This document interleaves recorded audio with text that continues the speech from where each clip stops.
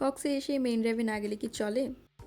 আমরা হচ্ছে একটা পুরাটা দিনই রেখে দিছিলাম যে হচ্ছে মেইন ড্রাইভে যাব, অনেক বেশি ঘোরাঘুরি করব। ওই দিন আমরা কোনো তাড়াহুড়া করিনি, শুধু রেখে দিছিলাম এই দিনটার জন্য। এটা হচ্ছে Cox's diary part 3। So hey beautiful people, আমি সামিরা তাবাসসুম চলে এসেছি হচ্ছে নতুন একটা ব্লগ নিয়ে। আমরা হচ্ছে তাড়াতাড়ি ঘুম থেকে উঠে গেছিলাম, কিন্তু তাড়াতাড়ি উঠার পরেও হচ্ছে রেডি হইতে তো অনেক বেশি সময় লাগে। তো এখানে হচ্ছে আমি একটু নতুন স্টাইল করতে চাইছিলাম, তো আমি হচ্ছে একটু সময় লাগছে রেডি হইতে আর কি।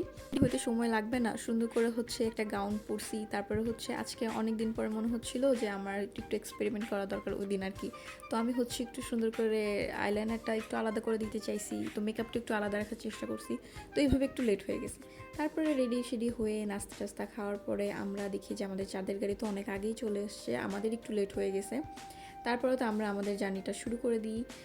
এরপরে তো শুরু হয়ে গেছে অনেক বেশি মজা। দেখতে দেখতে আমরা আমাদের ফার্স্ট স্পটে চলে আসি, যেটা হচ্ছে হিমছড়িতে। হিমছড়িতে ঢোকার পরে দেখি অনেক বেশি মানুষ ছিল এই জায়গাটা। এখানে এসে হচ্ছে আমরা বাজারগুলো দেখতেছিলাম আশেপাশে। তারপরে হচ্ছে এখানে আমরা জুস খাচ্ছিলাম, আর হচ্ছে আমরা বলতেছিলাম যে এই জুসটা অনেক ভালো, আমরা জুসের অ্যাডও দিয়ে দিছি এই মাঝখানে। তারপর এখানে হচ্ছে আমরা দাঁড়ায় থেকে সব কিছু দেখতেছিলাম, টুকটাক কেনাকাটা করছিলাম। আর এর মধ্যে তো অবশ্যই আমাদের উল্টাপাল্টা কাজ তো থাকবেই, এগুলো তো না করলেই না।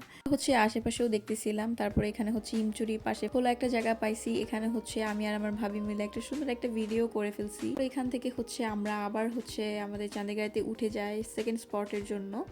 এখানে আমরা হচ্ছে আস্তে আস্তে যাচ্ছিলাম, সব কিছু দেখতে দেখতে যাচ্ছিলাম, গল্প গুজব করতেছিলাম। তারপরে আমাদের সেকেন্ড স্পটটা হচ্ছে মিনি বান্দরবন। মিনি বান্দরবনে আসার পর আমার কাছে মনে হচ্ছিল যে আমি বান্দরবনেই চলে আসছি, ওরকমই একটা হচ্ছে ভাইব পাচ্ছিলাম। আমরা আস্তে আস্তে উপরে যাচ্ছিলাম, আর আমি হচ্ছে সবাই আস্তে আস্তেই যাচ্ছিলাম, কারণ হচ্ছে আমরা সব মেয়েরা প্ল্যান করছিলাম যে হচ্ছে আমরা গাউন পরবো। এটা প্ল্যান করার আরেকটা বড় রিজন ছিল যে হচ্ছে ট্যুরে গেলে তো নর্মালি আমরা অনেক বেশি ক্যাজুয়াল আউটফিটই পরি, কিন্তু আমার কাছে মনে হচ্ছিল এইসব জায়গার জন্য যদি একটু গাউন পরি না, তাহলে দেখতেও অনেক বেশি সুন্দর লাগবে, আর আমাদের ছবিগুলো অনেক বেশি সুন্দর হবে। যদিও এখানে আমাদের আর কি গাউন পরে একটু কষ্ট হয়েছে, বাট আমাদের মজাটাও অনেক বেশি হয়েছে। তো এখানে আমরা পাহাড়ের উপরে ওঠার পর আমার কাছে মনে হচ্ছিল যে আমি বান্দরবনেই চলে আসছি আর কি, এরকম ভাইব পাচ্ছিলাম। তো এরপর আমরা হচ্ছে আস্তে আস্তে নিচের দিকে যাচ্ছিলাম। নিচে নামার পরে দেখি হচ্ছে বাপি বসে আছে, ফল খাচ্ছে, আর আমাদেরকেও ডাকতেছে যে আসো ফল খাই আমরা। তো এখানে হচ্ছে আমরা ফল খাওয়ার পরে আমরা আবার হচ্ছে রওনা দিয়ে দিই। আর এখানে তো সামনে বাচ্চারা তো খুবই বেশি মজা করতেছে সামনের দিকে, আর পিছনের দিকে আমরাও অনেক বেশি মজা করতেছি। আর আমার কাছে অনেক বেশি ভালো লাগতেছে হচ্ছে চারপাশে এত দেখতে বেশি সুন্দর লাগতেছে, একটা থাকে না যে আই সুদিং, এটা হচ্ছে আমার ক্ষেত্রে হচ্ছিল। আর আসলে আমাদের সবার ক্ষেত্রেই হচ্ছিল যে দেখার পর আমার কাছে এত বেশি ভালো লাগতেছে। আর হচ্ছে ঠান্ডা ঠান্ডা বাতাস, তারপরে তো খুবই মজা।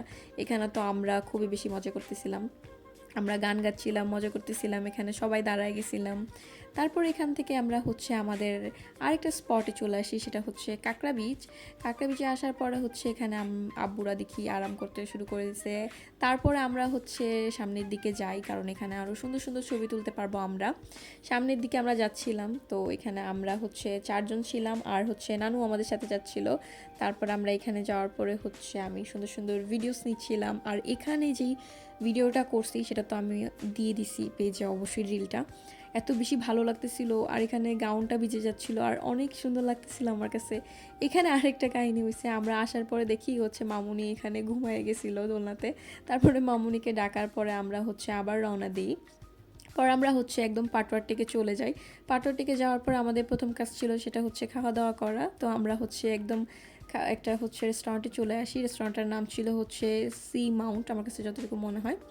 ওখানে আসার পরে আমরা হচ্ছে আমাদের খাবারগুলো অর্ডার দিয়ে দিই।